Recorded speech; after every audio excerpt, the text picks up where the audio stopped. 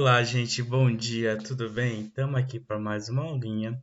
Por favor, se você gostar da aula, deixa o seu like. Se você quiser aproximação melhor e notificações, ative o sininho e se inscreva no canal.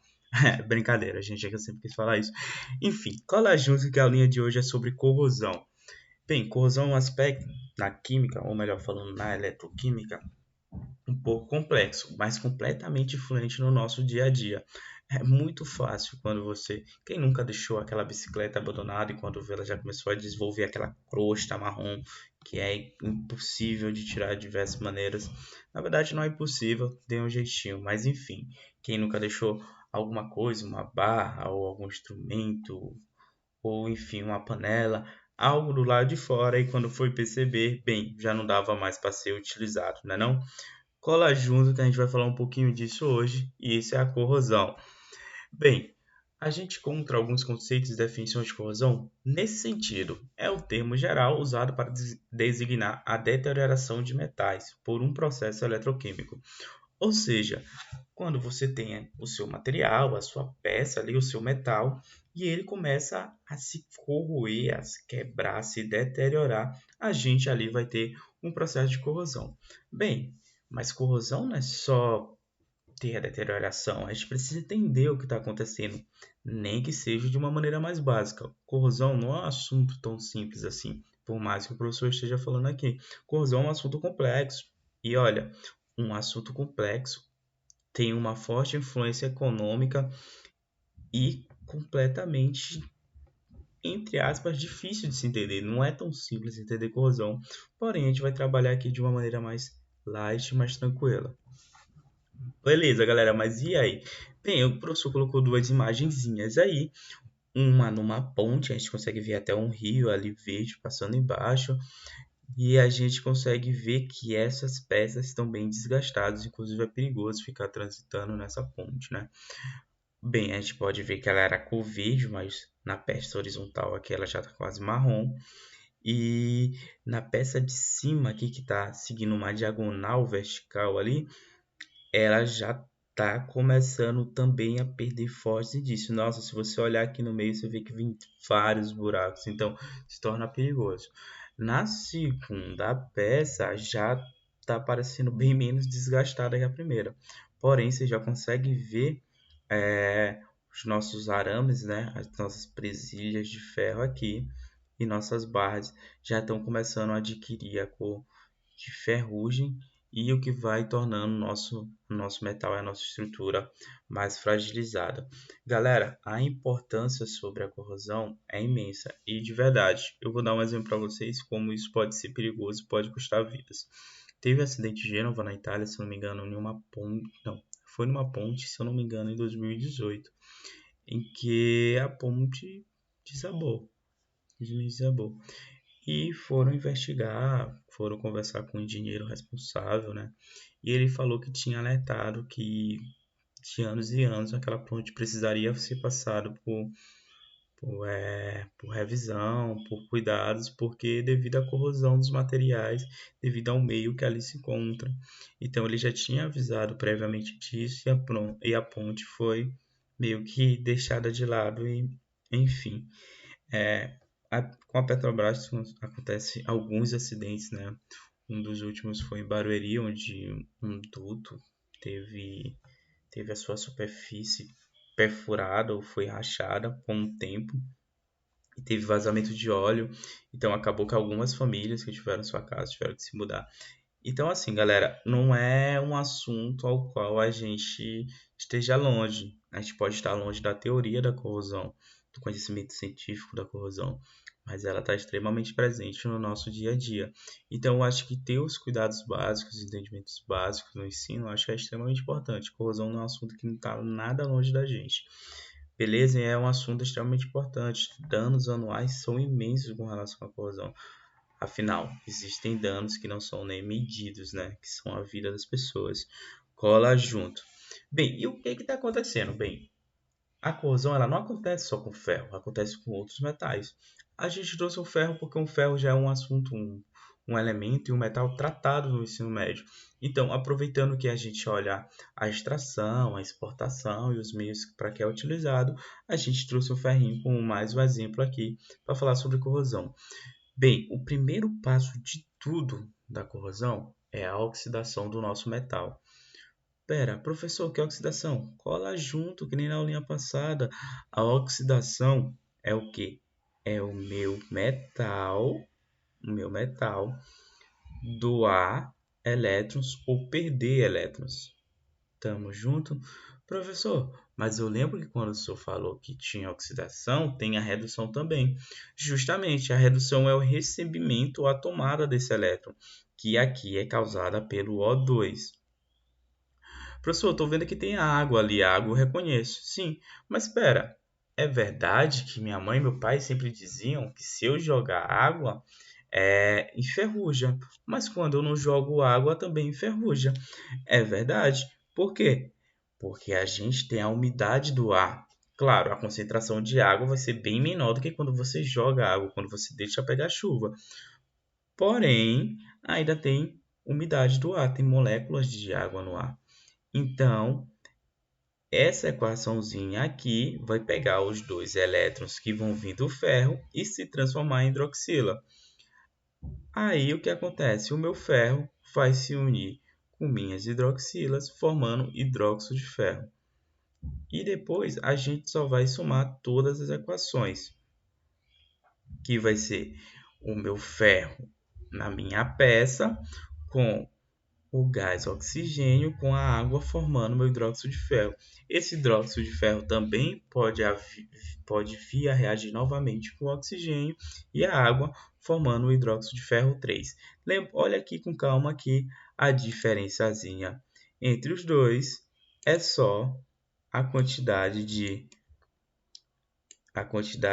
trezinhos ou de doisinhos que eu tenho depois da hidroxila, que significa quantas hidroxilas tem. E claro, vai ser adicionado um 2 aqui para manter o equilíbrio da reação e o equilíbrio do meu composto. Bem, vamos junto que lá aquela não é a única reação do ferro ou da minha peça. Essa reação, a primeira é a mesma que a gente viu, né? O ferro doando 2 elétrons. Mas eu tenho outra também, que é agora quando a minha peça está no meio ácido. Professor, mas da onde vai vir ácido? Eu não vou jogar ácido. Bem, galera, a chuva em si, tem um pH um pouco mais abaixo de 7, então significa que ela é um pouco ácida. Tanto que para definir uma chuva como chuva ácida, tem uma escalinha ali. Ela tem que estar em um pH um pouco mais baixo. Então, a chuva naturalmente ela é um pouco ácida. O solo pode ser um pouco ácido. E o meio em si, dependendo, né, do que você joga ali, ele também vai ser um pouco ácido. Ou seja, não é tão difícil assim você encontrar um meio ácido. Bem, o meio ácido com mais o gás oxigênio com mais 4 elétrons se torna água. Essa água, desculpa, na próxima equação, o nosso ferro mais o oxigênio mais o nosso meio ácido vai se tornar ali um íon de 2 ferro mais 2 águas. No final, na soma de todas as equações e balanceadas, eu vou ter 4 ferros, o gás oxigênio mais a água. Galera, tem esse xzinho aqui, ó, na nossa equação, esse xzinho que o professor está cobrindo de amarelo. Por quê? Porque quando você tiver os óxidos de ferro aqui nos nossos produtos, eles vão ser hidratados. Então, vai depender muito de quantas vezes ferro é hidratado. Tudo bem? Mas, sem dúvida alguma, você pode falar que é ferro hidratado, óxido de ferro hidratado. Tudo bem? Então, a química da coisa é, quando o ferro doar elétrons, ele vai sair do meu metal e fazer parte da formação de hidroxilas, hidróxido de ferro e óxido de ferro hidratado. E aí se dá a ferrugem, aquela coisa marrom, grudenta que forma a crosta nos meus materiais. Bem, aqui eu trouxe alguns exemplinhos. O que acontece? Ó, aqui que o professor está marcando amarelo é onde está sendo a deterioração do meu metal, da minha peça. Aqui parece um prego, né, galera? Vocês conseguem ver que aqui parece um prego, uma cabeça de um prego? Enfim, aqui eu tenho a gotícula de água que está em azul. E onde esse ferro está, ele começa a doar elétrons. Ele começa a doar elétrons para cá, que, por sua vez, é onde vai ter a concentração de oxigênio. O oxigênio começa a se depositar com os íons de ferro também. E aí eu começo a ter a minha ferrugem. Eu começo a ter a formação da ferrugem. Por quê? Porque eu pego os íons de ferro, os elétrons que eles vão doar, e o O2. Galera, eu não sei se vocês notaram aqui embaixo, eu tenho o ânodo e o cátodo. Esses nomezinhos a gente já tratou também. Um ânodo é quem oxida, vai ser a galerinha que vai doar o elétron para aquela reação. E o cátodo é aquela galera que reduz e recebe o elétron. Olha, vocês percebem como quem está reduzindo aqui é o meu O2, formando a água, e quem está oxidando são os meus ferros? Então, nada diferente que a gente viu. Eu quero que vocês observem aqui. Se eu deixar a minha peça exposta, então, sem dúvida, sem cuidado algum e sem nenhuma precaução, sem dúvida, ela vai enferrujar muito, muito mais rápido. Porque só em estar em contato com o meio, ela já vai ter contato com o O2, com a água, e sem dúvida vai acontecer esse processo, essa reação de oxirredução, de doar o elétron para a substância, formando a ferrugem. Tudo bem, galera? Tamo junto? Vamos lá. Bem, um outro exemplinho que eu trouxe foi de um prego zincado ou prego galvanizado. Não é prego zicado, é prego zincado, porque esse prego tem uma leve camada de zinco. E um prego aqui que a gente não tem nenhum outro metal, só tem o ferro. Pera, professor, então quer dizer que se eu jogo zinco nos meus metais, quer dizer que eles não enferrujam, não formam esse negócio marrom aí tão rápido? Depende. O zinco ele é um bom metal para isso, em comparação com alguns, mas tem outros que não. E a gente vai tratar um pouco disso lá na frente. Mas, galera, vocês percebem que se eu colocar metais diferentes, eu vou ter uma proteção maior, e é isso que eu quero que a gente entenda. Mas, ó, não é que eu tenho uma grande quantidade de zinco, uma grande quantidade de ferro. Eu tenho ferro e tenho uma camada de zinco. Chega junto. Tá, a partir disso, a partir dessa ideia de ter um metal junto com o meu ferro, que acaba não fazendo com que ele enferruje tão facilmente, a gente vai entrar em proteção. E a gente vai trabalhar 3 proteções e tem 3 memes, né? E agora, quem irá nos proteger, né? Porque a ferrugem, se você abandona seu material, ela vai acontecer mais fácil. Então você precisa ter cuidados. E um dos cuidados é colocar uma proteção de metal, ou então evitar o contato, e é disso que a gente vai falar. Que nem aqui, né? A gente tem quem irá nos proteger, a gente tem a folha de Flanders, tem a tinta e tem a proteção catódica ou metal de sacrifício. Chega junto que a gente vai falar dessas maneiras de. Não é que não vai acontecer a ferrugem, mas que vai demorar muito, mas muito mais para que a ferrugem e que o nosso metal fique ali se deteriorando. Bem, a primeira é a tinta. Galera, pensa com um pro. Por que a gente pinta os quadros da bicicleta? Para que justamente a superfície do metal que está no meu quadro não encontre um meio e assim a gente acabe fazendo com que dure mais, porque não vai enferrujar, vai acabar perdurando por mais tempo. Ah, professor, mas eu tenho metal de alumínio. Ah, mas ali o metal é de outro material, não é o de ferro, porque se for o de ferro e você não pintar, muito, mas muito rapidamente ele vai enferrujar. Tudo bem? Então a tinta é uma maneira de fazer com que essa reação não aconteça, porque você está isolando o seu metal do meio. E quando isso acontece, o processo de ferrugem, o processo de corrosão não vai acontecer. É de fato, galera, que as tintas cada vez mais estão bem mais tecnológicas, porque elas estão desenvolvendo tintas para que, mesmo quando eu tenho um amassado ali, a gente vai comentar desse amassado daqui a pouco, quando a gente for falar da folha de Flanders, acabe protegendo ainda assim. Ou seja, as tintas estão ficando tão tecnológicas a ponto de não só ser um meio de isolar o meu metal, mas ser um meio também que mesmo que aconteça algum acidente, continue protegendo. Beleza?